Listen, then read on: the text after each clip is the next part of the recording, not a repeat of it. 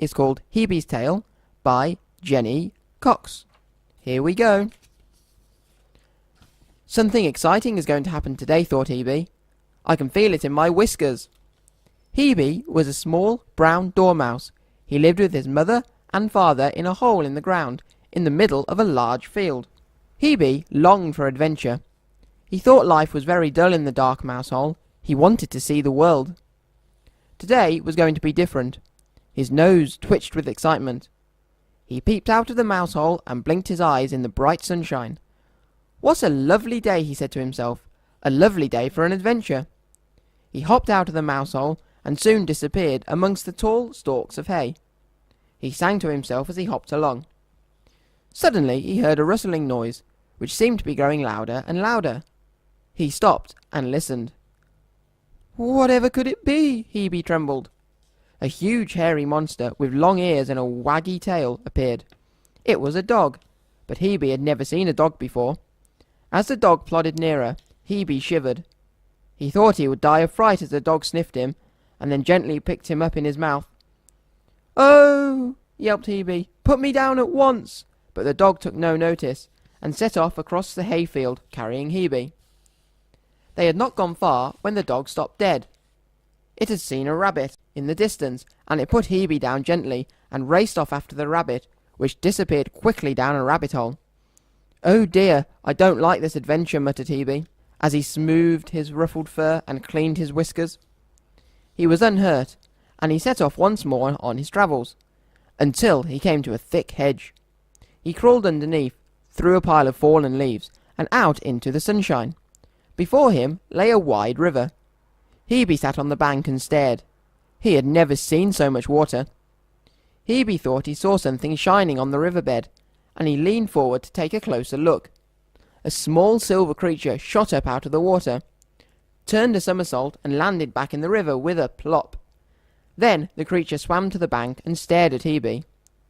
"What are you?" asked Hebey in astonishment. "I am a fish," replied the creature. "My name is Flash." "And whatever are you?" asked the fish curiously. "I am a dormouse," said Hebey. "My name is Hebey." "Are you going to cross the river?" asked Flash. "No," said Hebey. "I don't like water, and I can't swim." "It's easy," said Flash. "Watch me." And he dived under the water and disappeared. A few moments later, he popped up in the middle of the river. He swam backwards and forwards. It certainly looked easy. "I think I will try," said Hebey, and he dived straight into the river. He felt himself sinking down into the deep water. He could not breathe, and still he was sinking down, down, down. Then he felt something lifting him up to the surface. It was Flash, and he helped Hebey to the bank and gave him a push onto the grass. "That was a stupid thing to do," exclaimed Flash. "You have to use your tail and your fins to swim." "I don't think my tail would help me much, as it is so thin, and I haven't any fins," thought Hebey, gulping as he slowly recovered. "Never mind," said Flash. "I will help you to cross the river." "I'm not going to try to swim again," said Hebey.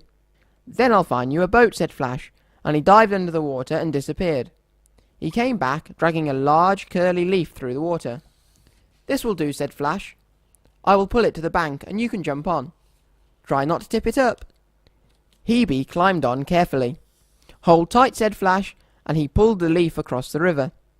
When they reached the other side, Hebey jumped off and clambered up the bank. "Thank you very much," he said to Flash. "Glad to help you," said the friendly fish. "Goodbye," he said, and he was gone. Hebey looked around. He felt hungry, so he hopped along the river bank, searching for something tasty to eat, when he came to a dense wood.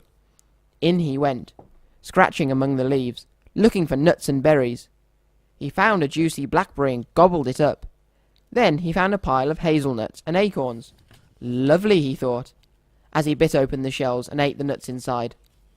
"What are you doing?" asked the cross voice from high in the trees. "Stop eating my nuts.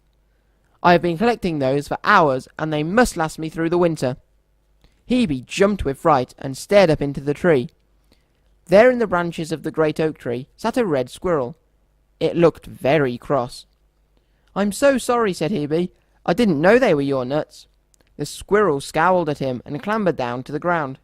"What's your name, and where do you live?" asked the squirrel sharply. Hebey began to cry. He was lost. He would never find his way out of the wood. He could never swim across the river, and he felt tired and lonely. The squirrel only made him feel worse by frowning at him. Hebey sobbed and sobbed. "I'm not really cross. I'll collect some more nuts. Then I'll take you home with me, and we will have something nice to eat." "My name is Hunky," said the squirrel. "What's yours?" Hebey told him. They soon collected a pile of nuts, and hid them beneath the oak tree. "How will you find them in the winter?" asked Hebey. "I always hide them beneath the oak tree," explained Hunky. "But I have several other hiding places too. Now follow me, and I will take you home." Off he scampered, up the tree of the oak tree, and Hebey followed. "Don't go too fast," pleaded Hebey, afraid he would be left behind. Up and up they went, to the top of the tree. Hebey was afraid to look down. He could feel the tree swaying in the breeze. "This is where I live," said the squirrel proudly. He pointed through the leaves, and Hebey could see a little house. It had 2 windows, a green roof, a chimney, and little yellow steps leading to a tiny red door. "What's this?" asked Hebey. "This is my house," said Hunky. "I built it myself." He opened the door and went inside. Hebey followed. "Sit down and rest while I get supper," said Hunky. Hebey sat on the floor and looked about him. The house was full of tiny furniture, chairs, tables, and a bed. He thought the squirrel's house was beautiful. Hunky brought a loaf of bread and broke off a large crisp chunk and spread some honey onto it. He broke another piece off for himself, and soon they were happily tucking into their feast. They slipped homemade elderberry wine and nibbled lumps of cheese. It was all delicious. When they had finished, Hunky said, "You must be tired. You must go to bed, and we will decide what we will do in the morning." Hebey washed his face and whiskers and clambered into the squirrel's bed. It was the first time he had slept in a bed, but it was so very comfortable. Hunky smiled to himself and settled down in his favourite rocking chair, and they were soon both fast asleep. Next morning they ate boiled eggs and toast for breakfast, and Hunky showed Hebey how to cut the top off his egg, and how to eat it with a tiny spoon. "You are very clever," said Hebey. When they had finished eating, Hunky washed all the dishes, and Hebey dried them. "Now I must get dressed," said Hunky. "I have a meeting to attend this morning, and I must look my best." "Dressed?" inquired Hebey. "Do you wear clothes?" "Only for special occasions," said Hunky, and he put on a smart blue waistcoat. Then he brushed his tail and smoothed his whiskers. "Do you want to come with me?" said Hunky. "May I?" asked Hebey. "I have no clothes to wear."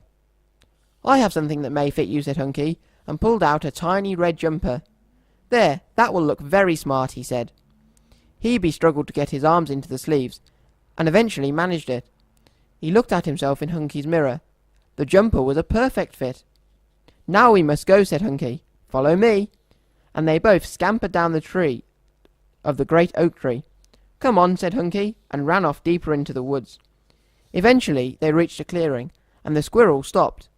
Hebey could see a ring of great red and yellow toadstools. Hunky ran into the middle of the ring and sat down on a flat stone. "Sit down," he said to Hebey. "The others will be here soon." Hebey sat down. Then he heard a tinkling sound. As Hebey listened, the tinkling sound grew louder, and a tall hare stepped into the clearing, carrying a silver bell. He sat down next to Hunky. "Who's this?" asked the hare. "Is he a friend?" "Yes," said Hunky.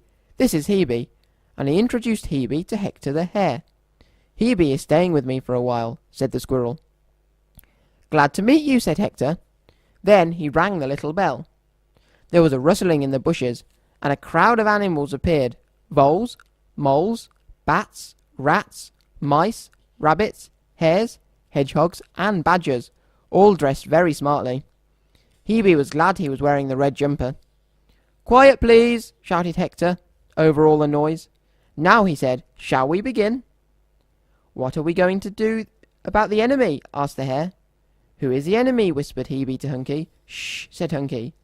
"But what can we do?" cried a small brown rabbit. "We must all think hard," said Hector. They all sat in silence, looking very worried. Hebey watched them.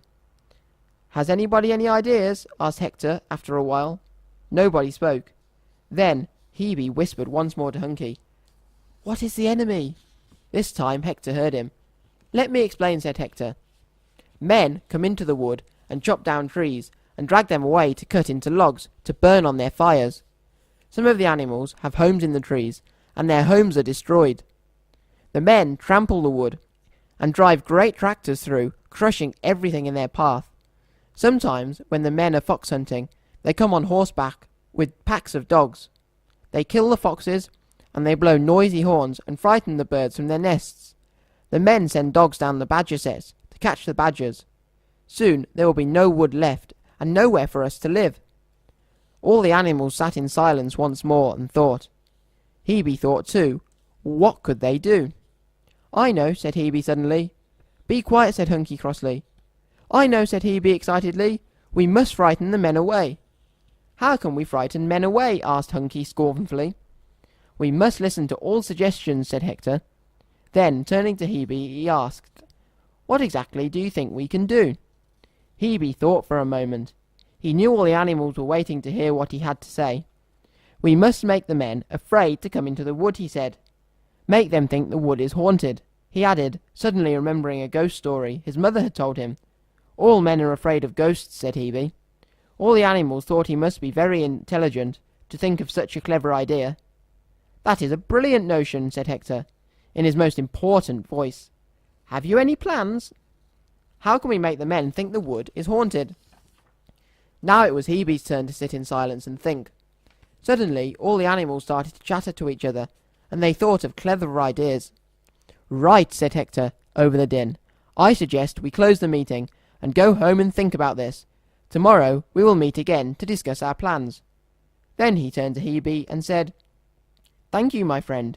You have been most helpful." Hebey and Hunky walked slowly back to Hunky's little house. They sat beside the fire roasting chestnuts, and thought and thought. "I think we should go to see Ozzy Owl as soon as it gets dark. He is very wise, and may have some ideas," said Hunky.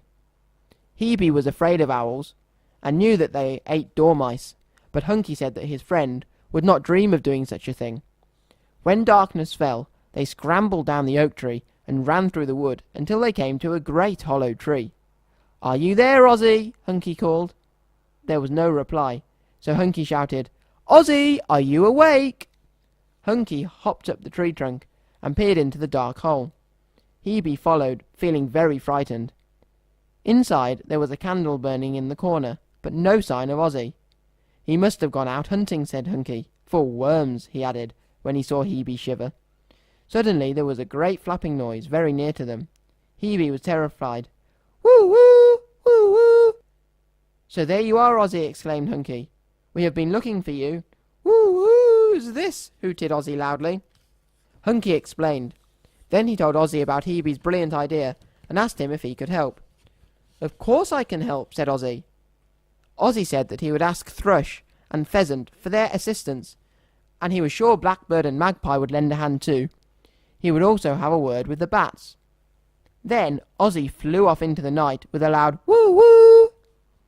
Hebey and Hunky returned home once more, feeling very pleased that Ozzy had agreed to help them. They soon fell asleep, and all night long they dreamt of hunters, dogs, tractors, and ghosts. At dawn, all the animals met again to discuss their plans.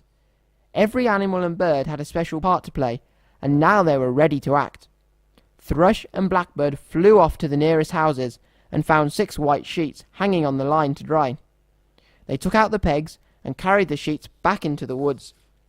The mice painted ugly faces on the sheets with blackberry juice. The rabbits dug hundreds of holes, and the badgers dug a deep pit. Hector made a long rope and tied it in front of the pit between the 2 big trees. The squirrels dashed about, collecting nuts and storing them high up in the trees in little piles. All day long they toiled, dashing here and there. As it grew dark, Magpie flew through the windows into cottages and stole anything he could find, making as much noise as he could, so that the men would hear and follow him. Pheasant was busy in the hen house, flapping his wings and worrying the hens. The poor things squawked loudly, as they thought he was stealing their precious eggs. The men came out of their cottages and chased after Magpie and Pheasant. Both birds led the men back towards the wood. Then Pheasant and Magpie flew back to the village to bring more men after them. As the men ran into the woods, one or two tripped into the rabbit holes, and some fell over Hector's rope into the pit the badgers had dug. The squirrels bombarded the men with nuts from high up in the trees. The mice poured blackberry juice over them. Ozzy and the other owls waited in the trees. They draped the painted sheets over their heads and flew into the air. With terrifying screeches, woo-woo, woo-woo, woo-woo, they hooted. The men were very frightened. The owls screeched and swooped once more. Then the bats flew into the air and brushed against the men's faces, making them squeal. "This wood is haunted!" shouted the men. "I have seen a ghost!" exclaimed one man, and another man said, "It touched my face!" They all turned and ran out of the wood as quickly as they could, falling over each other. Some had trouble climbing out of the deep pit, and as they did, the hedgehogs dug their sharp prickles into them to hurry them on their way. Soon the story would spread through the village that the wood was haunted. The animals hoped that was the last they would see of the men. Hector and the other animals laughed and laughed. They lifted Hebey high into the air and cheered and clapped. They all felt so happy. They would remember this day for a long time, and they would always remember Hebey. Hebey loved life in the wood and made many friends. He liked living with Hunky, and the squirrel had even made Hebey a little bed and a chair. But after a while he began to think of the old mouse hole, and he longed to see his family again. He told Hunky and Ozzy how homesick he was. "I will help you to find your way home," promised Ozzy. "I know where the river is. I will fly over and see if I can find the holly hedge and the hayfield." Later that day Ozzy returned. "Woo woo!" he cried excitedly. "I have found your mouse hole. I have drawn a map to show you which way to go. Tomorrow I will take you to the river." Hebey was up early next day. Hunky felt very sad. He was losing his best friend, but he said nothing to Hebey about how he felt. Soon Ozzy arrived. "Climb onto my back. I will carry you as far as the river." Hebey climbed on and held on to Ozzy's feathers tightly. "Goodbye," he called. Ozzy flapped his wings, and they flew up into the air, over the tallest trees. Hebey could see Hunky's little house far below him. "Hold tight," said Ozzy. They flew on until they reached the river. Ozzy gently landed on the bank, and Hebey slid onto the grass. "This is where you must cross the river," said Ozzy, "but I am too tired to carry you any further." Hebey looked at him. He hoped he may find Flash, the fish again, but there was no sign of the fish. How could he cross the river? "I have an idea," said Ozzy. "My friend Drake will help, I'm sure." He flew off and soon returned with a large drake. "Of course I'll carry you across the river," said Drake. Hebey climbed onto the drake's back and sat between his wings. Then Drake waddled into the water and swam across the river. "Goodbye and good luck," called Ozzy. "Thank you, Ozzy," shouted Hebey. Soon they reached the other side, and Hebey climbed off the drake's back onto the bank of the river. "Thank you, Drake," said Hebey, and the drake watched the little mouse crawl under the thick holly hedge. Soon Hebey scrambled out onto the other side. There before him lay the hayfield. He knew he would soon be home. He scampered along joyfully and saw his brothers and sisters playing outside the old mouse hole. "It's Hebey! It's Hebey!" they shouted excitedly, and Hebey's mother and father ran out to meet him. What a party they had that night! Hebey told them about his adventures, and they listened in amazement. What a tale he had to tell! Back in the oak tree, Hunky felt very sad. "I miss Hebey so much," he whispered. He thought of the fun they had had together, and he felt very lonely. One night he sat down in his little chair, and as he thought of his friend, tears rolled down his cheeks. Rat-a-tat, rat-a-tat, Hunky jumped. Who could it be? He opened the door, and there before him stood Hebey, with a great sack of nuts on his back. "It was lovely to see my family again, but I missed you so much," said Hebey. "I realise that this is my real home now." Hunky burst into tears. He didn't know why, because he felt very happy. Hebey had come home.